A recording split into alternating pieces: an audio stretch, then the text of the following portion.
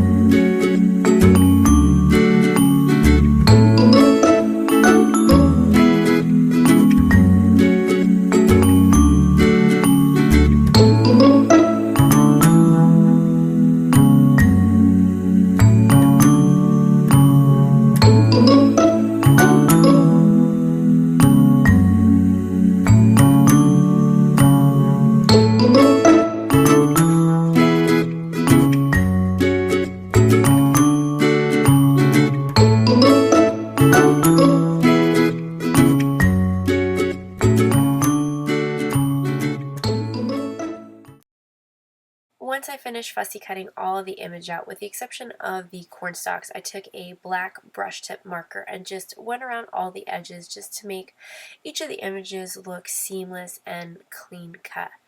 And then once I've finished all that, you'll see there that I cut out my cornstalks using the coordinating dies for this stamp set. And then I'm just going to lay out all of my pieces just to get a general idea of how I would like them to be set up on my card. I've next scrapped a piece of vellum, and I'm using the sentiment in the stamp set that says Happy Harvest, and I'm inking that up with some Versamark ink. I have prepped my vellum cardstock with the EK Success powder tool to avoid any additional embossing powder from clinging. And then I'm using the Ranger Super Fine Detailed White Embossing Powder to emboss my sentiment. And then once I've done that, I've gone ahead and trimmed down my sentiment according to size. I'm then trimming my cardstock down to 4 1/4 by 11 inches, and then I'm going to go ahead and score it at 5 1/2. And you'll see that my center cardstock panel there is from the, Perfect Plaid Lawn Fawn paper. This released this year, whereas the stamp set released last year.